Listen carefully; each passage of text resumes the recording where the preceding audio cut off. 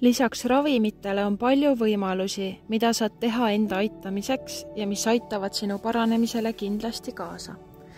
Esiteks tasub otsida teistelt abi, kui tunned, et vajad seda. Ära jää oma muredega üksi.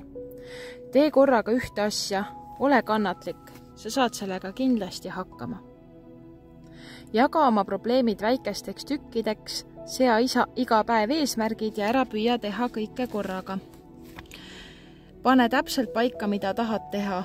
Kui sul on vaja ära teha igapäevased toimetused, alusta esialgu väikestest. Maksa arved, vasta kirjale, käi poes, tee süüa. Vali tegevusi, mis edenevad, siis tunned end paremini. Suuremad ülesanded jaga väiksemateks ja tee need ära mitme päeva vältel. Ole realistlik ja pea meeles, et depressioonis olles ei ole sinu saavutusvõime tavapärasel tasemel, mistõttu võiksid eesmärgid olla pigem madalamad. Näiteks, kui otsustad koristada oma kodu, sea eesmärgiks koristada korraga ära üks tuba. Kui oled eesmärgi saavutanud, tunned sellest palju enam rõõmu. Soovitan seada ka oma tegevustele ajaline raamistik, kaua sul eesmärgiga läheb, sest see aitab tegevusi paremini planeerida. Leia igasse päeva positiivsed tegevused. Näiteks puhka nii palju, kui tunned, et vajad, tegele lemmikhobiga, tee endale mõnus hõrgutav õhtuaine, naudi seda, kuula head muusikat, loe põnevat raamatut, vaata head filmi, mine kusagile kenasse kohta, külasta sõpra, kellega ennast tunned turvaliselt ja hästi, osta endale midagi, mis teeb sind õnnelikuks ja mida vajad, mine jalutama, eriti ilusa päiksepaistelise ilmaga, võta vanni ja lõõgastu, kindlasti ära olulisi otsuseid vastu võtta. Või siis, kui on seda vaja, pea kellegagi nõu. Ole tähelepanelik oma tunnete ja mõtete osas ja õpi mõistma oma võttaviisi. Märgi üles, mida enda kohta ütled, kuidas endaga räägid ja ennast kohtled. Ole enda vastu hea. Püüa iga päev kirjutada oma mõtteid ja tundeid paberile. Pea päevikut oma tegevustest, nendega seotud mõtetest ja tunnetest. Ürita asendada negatiivsus positiivsete mõtetega.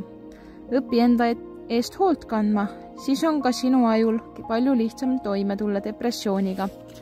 Regulaarselt soovitan ka viibida värskes õhus ja tegeleda füüsilise tegevusega. See aitab hoida end muremõtetest kaugemal. Regulaarne kehaline koormus aitab kaasa depressiooni sümptomite vähenemisele. Alustamiseks kutsu kas või sõber kaasa ja mine lihtsalt jalutama. Sellel on palju positiivseid omadusi. See parandab und ja isu, vähendab pinget ja ärevust. Kindlasti pea meeles ka seda, et sa piisavalt magaksid. Sellepärast, et magamatus muudab sind emotsionaalselt tundlikumaks, ärritunuks, hajevil olevaks ja loomulikult ka väsinuks. Kui oled välja puhanud, tuled igapäevaeluga palju paremini toime ja tervened samuti kiiremini. Arvatakse, et magamatus süvendab depressiooni sümptomeid veelgi. Mine õhtul magama ja püüa ärgata alati samal kellaajal. Keha harjub kindla rütmiga ning sul on päev-päevalt kerge muinuda. Tundub liiga lihtne, kuid tasub proovimist. Ära liiga kaua maga, sest siis tunned end ka päevaluimasena ning õhtul on keeruline uuesti uinuda. Uneprobleemide korral tee midagi, mis hoiab mõtted muredest eemal. Loe midagi huvitavat või kuula raadiot. Oluline on ka regulaarne toitumine. Sellepärast, et üldiselt sööb depressioonis inimene korrapäratult ja ebatervislikult. Toitumisel kehtib reegel, mida korratakse, et tasub süüa korrapäraselt ja tasakaalustatud toitu ja tarbida vitamiine.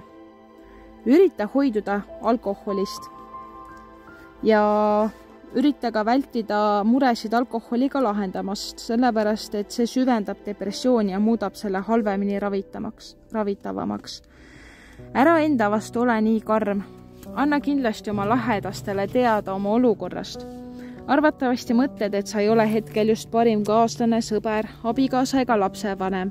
Kõigepealt ütle oma perele ja lähedastele, et sul on depressioon.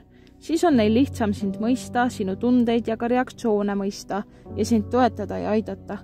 Ütle neile, et armastad neid ja hoolid neist endiselt, kuid sul ei ole hetkel lihtsalt jõuda oma tundeid näidata. Püüa ikka lähedastega suhelda, teised mõistavad sind.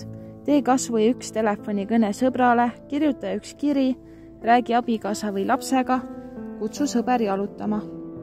Ära ole endaga kuri, kui sa ei saa millegagi hakkama.